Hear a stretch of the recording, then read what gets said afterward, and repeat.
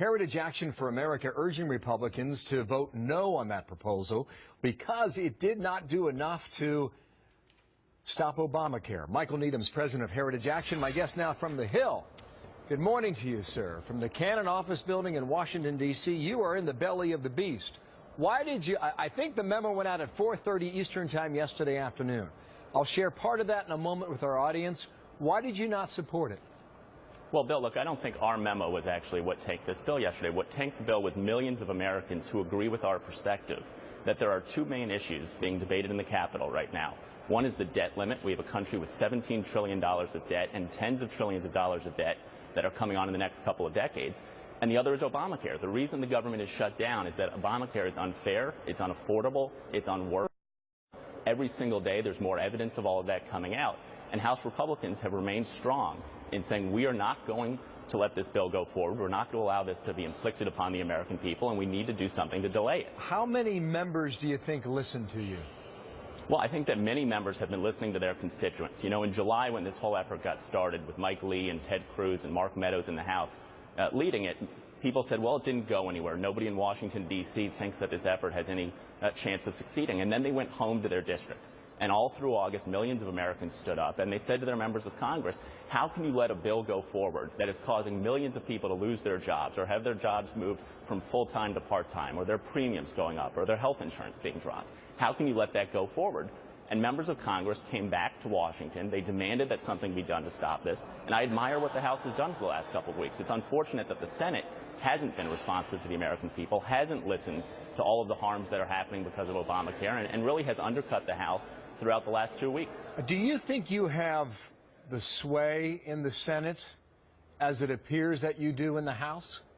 Well, you know what? I think what's happened over the last couple of months is the House has become incredibly responsive to the American people. And that's the system of government that the founders set up. The House is supposed to be close to the American people. This is a big town. There's a lot of interest in here. And I think that the American people's voice is certainly not heard as loudly in the Senate as it has been in the House. And clearly the White House isn't listening to the American people about Obamacare. And frankly, the White House doesn't seem to be interested in the separation of powers that exists in this country, which says that the House of Representatives has a right to a seat at the table, has a right to a voice, and has the power of the purse. But the American people have been heard loud and clear in the House. That's something that's incredibly encouraging. It's a good thing for our democracy.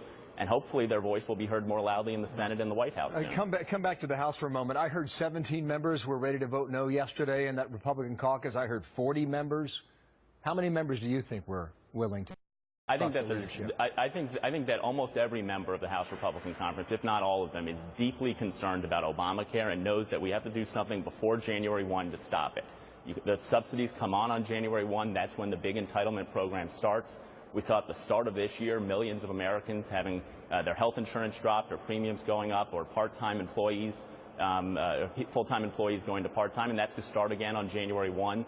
And so there's millions of Americans who are being afflicted by this, and I have full confidence that House Republicans understand what's at stake, and I admire the fight that they've been fighting over the last couple of weeks and months. I saw your memo. It was strongly worded. It's about 5 paragraphs in length. Here is one of the paragraphs. Quote, health insurance premiums are skyrocketing across America.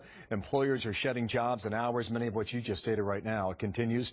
The majority of American people oppose Obamacare. Even many on the left, including some powerful unions who were once the law's strongest supporters, have conceded that it is a train wreck. I know you believe that, but with a Democrat in the White House and Harry Reid with the majority in the Senate, what can you do? Well, everybody understands that we're not going to be able to repeal this law until 2017 and that we have to win the Senate and we have to win the White House. But right now it is clear that this bill is not ready for prime time. It is clear that this bill is unfair. The president's given a waiver to employers. Why can't we give that waiver to the individual people all across America? Why can't we give a waiver so that religious employers don't have to violate their principles and their values in implementing Obamacare? Why are members of Congress exempt for this, but the American people aren't? And so I think the question that the House has been asking is why can't we have a defund of this bill for a year? Why can't we delay the bill for a year? And let the administration get its act together in terms of the implementation and let the American people actually consider the implications. You know, Nancy Pelosi told us we had to pass this bill in order to find out what's in it. Well, we found out what's in it, and I think now we have the opportunity and really the obligation to decide whether we want to go forward or whether we want to have a timeout and consider whether this is the right thing for America. And Michael, you said that the majority of Republicans in the House probably agree with you. But again, it comes back to the question about what power you have to push it through. with a Democratic majority in the Senate and a president. This is, I mean, and this is the bill. This is the piece of legislation in 5.5 years. And he should explain to the American people, and he should explain to the American people why he refuses to respect the right that the Constitution gives the power of the purse to the House. James Madison wrote in Federalist 58 that the House of Representatives has the power of the purse to achieve redress of grievance. And the American people have a grievance against an incredibly unfair, unworkable, and unaffordable law. And the House of Representatives is doing the right thing in using its constitutional power of the purse. Maybe go piece by piece on this. And I mean, that idea floated yesterday to make sure that members of government have to live with Obamacare. Members of the administration have to live with Obamacare.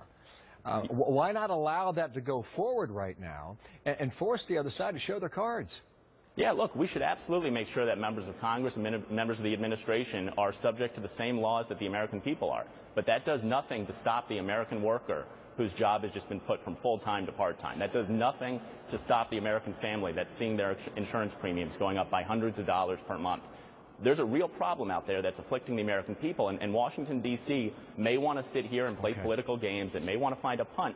It's not doing anything to address the real problems. Michael, I have 10 more questions, but I apologize I'm out of time. We'll do this again, okay? Michael Needham from the Heritage Group there in Washington, D.C. Thank you. We'll see Thanks where for we having go me, today. Bill.